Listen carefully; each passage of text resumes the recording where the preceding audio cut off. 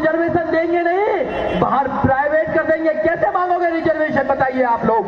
अगर आपके सारी चीजों को प्राइवेट कर दिया जाएगा तो किससे रिजर्वेशन की डिमांड करेंगे आप? उत्तर प्रदेश में बहन कुमारी मायावती का शासन था तो प्राइवेट में भी रिजर्वेशन देने का काम किया, आप लोगों को प्राइवेट में भी रिजर्वेशन देने का काम किया।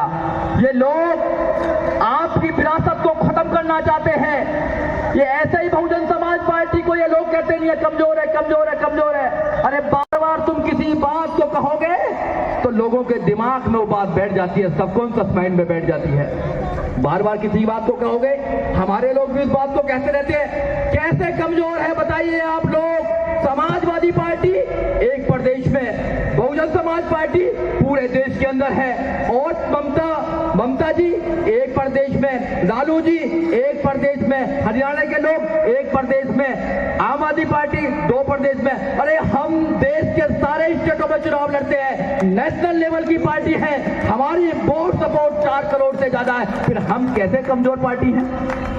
कौन सा आंकड़ा लगाते हो आप लोग? हम कमजोर नहीं हैं। और ताकतवर किससे बनता है? ताकतवर वोट से बनता है। जब आप दिल्ली में वोट देते थे, वोट दिलवाते थे, काम करते थे, लोगों के घर जाते थे, लोगों से रिक्वेस्ट करते थे, 10-10 रुपया मांगने का काम करते थे, तो आपका 14.6% वोट था। आप अपने काम करना छोड़ दिया तो आपकी वोट 1% आ गई है। अरे वोट से ही तो ताकत बनता है। वोट दूसरे को दे दी, वो ताकतवर बन गया। वोट आपके पास है तो आप ताकतवर हैं। कोई लड़ाई, कोई तलवारों की लड़ाई थोड़ी है यहाँ पर कि लड़ाई तलवारों से लड़ी जाएगी, गोलियों से लड़ी जाएगी। वोट की लड़ाई है, और इस वोट के लिए बाबा साहब डॉक्टर अम्बेडकर ने अपने 4 बच्चों की कुर्बानी देने का काम किया है। ये वोट की जो लड़ाई है, ये आसान लड़ाई नहीं है, ये समझदार लोगों की लड़ाई है।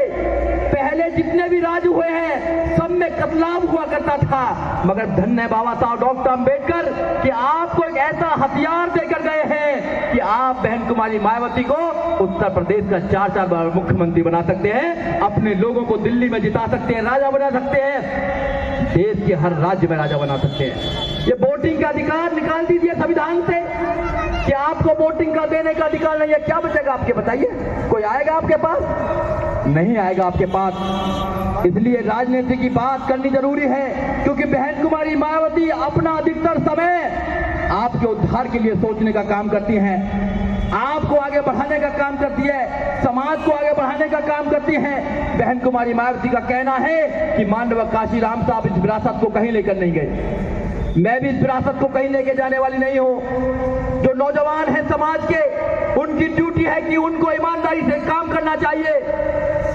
एमएलए एमपी तो बहुत लोग बनते हैं, 131 मेंबर ऑफ पार्लियामेंट बनते हैं, 1061 विधायक बनते हैं, उनकी औकात क्या देख लीजिए आप। बाबा साहब डॉक्टर अम्बेडकर की 22 प्रतिज्ञा पढ़ेंगे, कान पकड़ के बाहर निकाल दिया जाएगा, ये औकात है मिनिस्टरों की। मगर यहाँ पर आप बाबा साहब की बात करेंगे, आप ज्योतिबा फूले साहब की बात करेंगे, महापुरुषों की बात करेंगे, यहाँ कोई रोकने वाला नहीं है। अपने लोगों को जागरूक करने का काम करेंगे। और माननीय काशीराम साहब तो कहते हैं कि बहुजन समाज पार्टी केवल मात्र राजनीतिक पार्टी नहीं है, ये सामाजिक आंदोलन है आर्थिक मुक्ति और सामाजिक परिवर्तन का। हमारी आर्थिक मुक्ति होनी चाहिए, हमारा सामाजिक परिवर्तन होना चाहिए। क्या हम समाज में बराबर हैं? नहीं है समाज में बराबर। अभी कोई साथी कह रहा था कि हमारी यहाँ मीटिंग हो रही है तो लाइट काट दी। अरे जब हमारी मीटिंग होती है, जब बहुजन समाज पार्टी आगे बढ़ती है तो लाइट भी काटते हैं, ये पानी भी काटते हैं, रास्ते भी बंद करते हैं, मगर इससे घबराना नहीं चाहिए। जब हाथी चलता है तो खुद से साइड हो जाते हैं, उनकी परवाह नहीं करनी चाहिए।